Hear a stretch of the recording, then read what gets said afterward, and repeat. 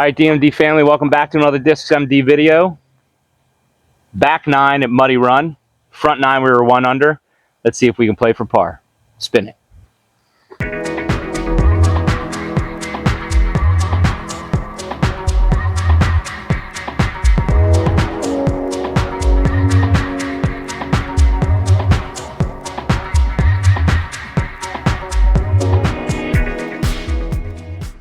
Okay, so I asked you to comment a lot in the last video, so hopefully you did. Comment if I'm asking you to comment too much.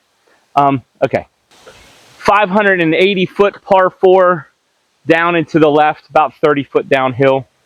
Threw the Harrier last time here, worked out fairly well. Let's see if we can do it again. We learned last time, go through your warm-ups. Do not rush your throws.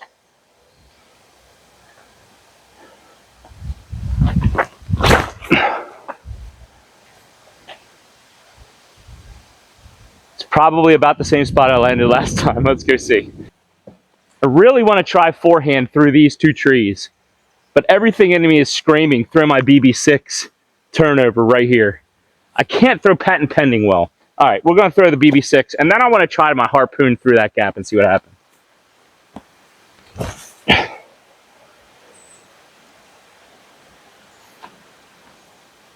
That actually worked. Okay, hold on. Let's try the harpoon. Let's see what happened if I had done this.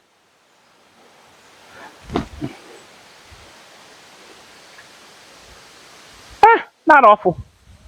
BB6 probably better. So here's my harpoon, and there's my BB6. So same results. Not great, but we'll throw my Dillo up there. Hopefully get close and get the par.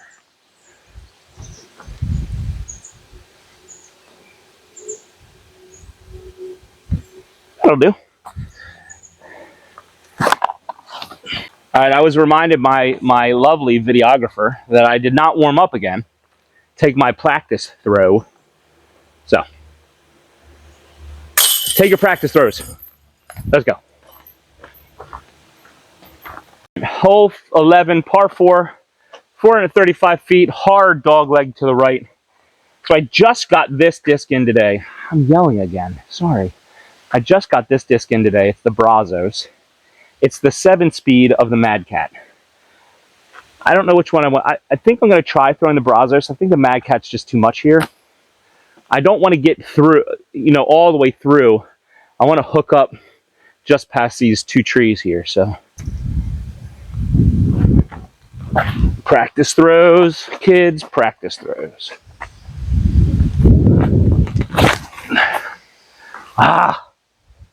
Okay. So birdie's out of the question. I hit my gap, but I needed to be like 3 feet to the right because I hit the first tree after the gap. It's all right. I wasn't that far off, which is fine. But now I think I just want to get up into this clearing up here and play for par on this hole now. The risk versus reward for going for it right now is not good. So throw my harpoon, get it up and into that clearing.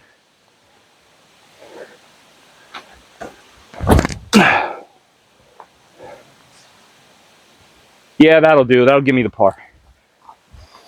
Again, no practice throw. And my videographer reminds me that it messes with her timing when I don't practice throw either. So practice my throws. This is going to be a really high Anheuser bendy shot. Par is not guaranteed here.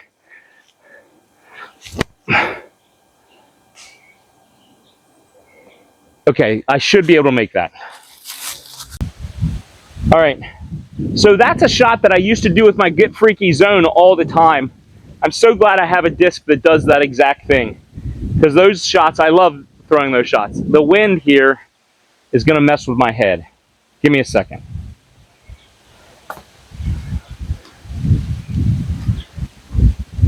Okay, good. Save the par. All right, hole 12, 537-foot par 4. I'm going to throw my Nimitz here. 11 speed. It's it should be more overstable than my bayonet, but I find it not as overstable. So we'll find on this hole, won't we? All right, practice your throws, kids. Get your line. Envision where you're throwing it. Yeah, see? Much more understable than my bayonet.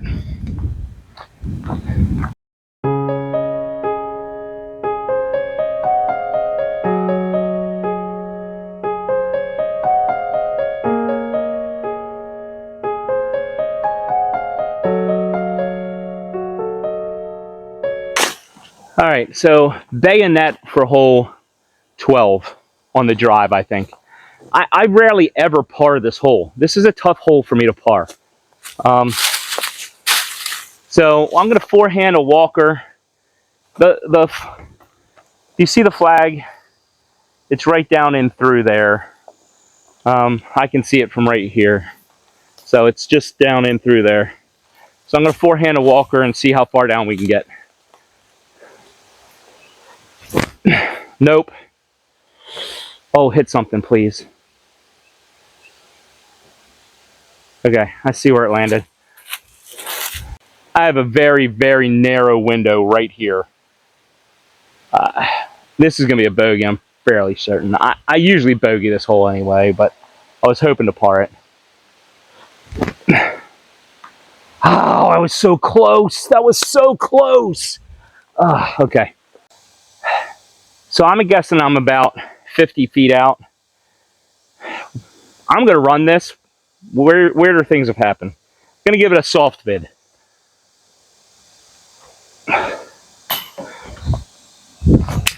Oh, so close. Okay. You can take the bogey. No look. Did I miss that? I made it. Bogey. All right, 287 foot par 3. Narrow gap all the way. About 25 feet uphill. So this plays more like 300, 310, I think. Just because of the amount of stuff in the way and it's uphill. So just get it out into the clearing. Do your warm-ups, people. I'm going to say it every hole just because I need it, not because you need it.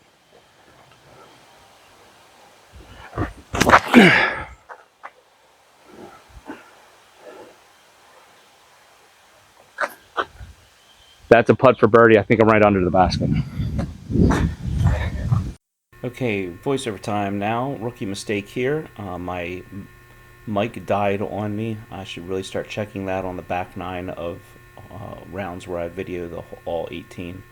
We left our umbrella back on 11 and it died by the time I got back. This is the best drive I've ever had on this hole. 10 feet out for the birdie. Puts me at -1 for the round going into hole 14. If you've watched the first 2 iterations of this series, you'll know that hole 14 is my favorite hole. Yes, that is sarcasm. A par 5, 732 feet as you see there. It goes up about 30 feet and then down 60 feet. So pretty big elevation changes on this hole. What I'm going to try to do is forehand my drive up near that pairing of trees that makes a V right in the middle there. It's lit up by the sun. I'm pointing to it right about now. I'm going to throw a forehand up there, hopefully settle up near that, and ideally I want to be a little left of that, as you'll see in the next segment here. So let's see how I do with this forehand. And as you'll see here, I'll be practicing. I really need to get more consistent at my routine on the tee box. Little high, lost some distance here on the forehand, but not a terrible spot. This isn't really a bad landing spot for my drive, but ideally I want to be about 50 feet straight ahead of where I am right now. I'm about 50 feet away from the silver boxes, which I'm talking to right now, but I really want to land right up where I'm pointing in that brown shaded area. Gives me a better chance to hit the gap and get down the hill. So I almost throw here without warming up first, and I catch myself, and I tell you, warm up, take your practice throws, go through your routine. You become much more consistent if you get a routine and you stick to it. So I don't hit my gap here, and I confused my wife who was filming. I hit left of where I wanted. Not great, but it gets down the hill. So the problem with landing left down here is there's no real good gap to hit. So I'm going to do a really heavy Anheuser forehand here. I hit exactly where I wanted, but when it hits the ground, it catches an edge and it rolls, and you can see it roll all the way left here, about 60 or 70 feet. So I'm explaining to you right now what happened, that it did. It caught an edge, hit something, caught an edge, and rolled a pretty good distance. And now I have about 130 feet up to the pin. Little hyzer shot. Nervy for me. I don't always hit these well, but I hit it this time. Got it close, and I'll tap this in for the par, and we'll move on to hole number 15. Okay, so hole number 15, a par 4, 373 feet, insanely uphill, about 65 feet uphill. Storm's coming in, you see the trees blowing. I'm sweating like crazy. I typically throw a forehand on this hole, but something in me this day told me to throw a backhand. So I'm taking my bayonet, which is my go-to disc now, and I'm going to throw a backhand up here, making sure I get my routine down. I got to get better at that. But you can see here I throw a backhand up the hill, and at the very end I clip that tree and bounce off to the left. And I explain in this next shot, if I would have been like 3 feet left with that drive, I would have gained probably another 40 to 50 feet, and I would have been pitching up really for a birdie.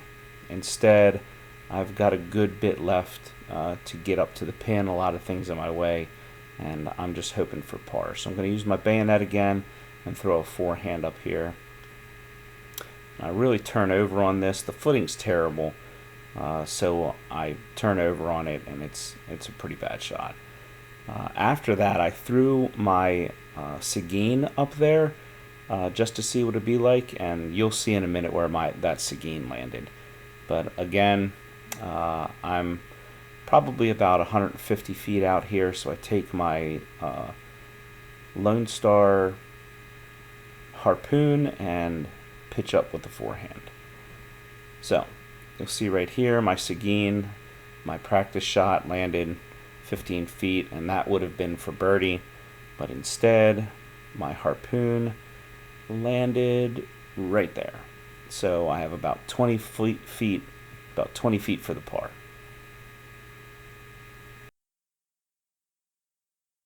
And so now we come to hole 16, which is my actual favorite hole on the course, just because it's a bomber and you just rip stuff off the top of this hill and let it soar. It's just so majestic watching plastic fly from this spot. A lot of wind here, a good headwind, stiff headwind, left to right wind. So I go with my Seguin, something really overstable that's not going to flip, just so I can get something out and down there a good bit.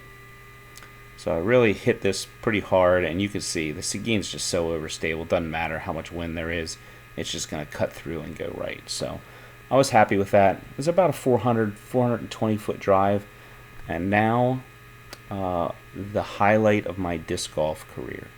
And I have about 330 feet to the pin from here. Like I said, it was about a 410, 420 foot drive. So I have 330 feet left into the pin, and I just want to watch what happens here, and we'll zoom in. Just keep your eye on the basket. Yeah, did you see that? If you didn't, make this full screen, back up a little bit, and take another look. That, my friends, went in. And right here, I'm saying, no, it hit the chain link fence. And my wife's like, I think that hit the basket. But you can see the shock on my face right here and the joy in my eyes, because, ladies and gentlemen, I just threw an Eagle 2 on hole 16 at Muddy Run from the Gold Tees. I don't think I'll ever do that again, and I don't know if there are many people that have done this. So again, the highlight of my career. Went through the trees and just banged the chains and stuck in the basket. Alright, hole 17 here, just trying to calm the emotions from that Eagle 2 on 16. 518 foot par 4. Pretty straightforward. You just want to get it to the end of that runway. You want to stay sort of left. Anything right and you get pinched off from going up around the corner. Once you hit the trees, you have a good 60 feet uphill. So I'm throwing my Harrier here. Been having a real problem with my Harrier. You have to really keep this thing up in the air because it's super flippy. But I haven't been able to do that, and you can see here I sort of just burn it into the ground and then it sort of cut rolls over to the right, which isn't ideal, again, because I say I'm sort of pinched off and now I have to hook something around the corner like I'm showing you here. Not ideal again, but not terrible. And we have, I don't know, probably about 250 feet probably into the pin. Again, 60 feet uphill. I'm going to use my bayonet here because it's really reliable and pretty stable. So as long as I get it up in the air, it's going to hook around and do what I want it to do. So you see I get a good rip on this, good height, and I'm telling you what, the bayonet becoming one of my, if not becoming, is my favorite disc. It's just my go-to. Like my Hades used to be to me, the bayonet has become that now. Just my go-to distance driver, super stable, and does exactly what I want it to do. So puts me in a good position to pitch up. That's right next to the basket for the par, moving on to 18. So, hole 18 is a par 4, 574 feet, way downhill. You got to clear a lot of trees to get out into the opening. And I'm explaining in this one that somebody commented in my last video that I air bounced my drive to where my disc was up in my face. And I did a minute or less video on this. If you want to go look at my channel, it's up there where you can see that it's a terrible drive and a terrible result, as you can see. I really just want to try to get out of that gap, but because my form on this drive was awful, you can see here that my disc goes way up in the air, hits a tree, and then goes right. And instead of just taking my medicine here and laying up out the gap, I have a window to my left, and you'll see me pointing to it here. I have a window where I can lay up and get out of the gap and get into the clearing to throw something up there and get my par. But I'm trying to be the superhero here, so I'm going to forehand something up through the woods and try to get up near the basket. And it goes horribly wrong. So I'm sitting at -3 right now, so lesson learned, lay up. Just take it and go with the par. So I lay up here and get out of the gap, know when I'm licked, and now I have an easy up to the basket. Unfortunately, by this time, the wind had started picking up. You can see the tree blowing here, and as soon as I let go of this thing, a stiff headwind pops up, and you can see the result in a second. It's going to turn my armadillo over right here and carry it left for a really long bogey putt. So I go from being a -3, and right here I'm trying to decide, do I just lay up or do I run it? If I lay up, I take a double and I'm at -1. If I run it and make it, I'm at -2, but if I miss it and go past, I could potentially triple bogey and just be at par. You can see I ran it. Fortunately, it stuck and it wasn't too far away, so I take the double bogey here. So I end up at -1, which is fantastic for me. I mean, that's a great score. So Lone Star bag is working really well. I'm really happy with the discs. I'm really happy with the way I throw them. So I don't see myself throwing anything other than Lone Star anytime soon. So Thanks for watching. Thanks for coming along on this journey. Put in the comments below the course that you're playing at for your par. But until next time, enjoy the journey. And here's your verse of the day.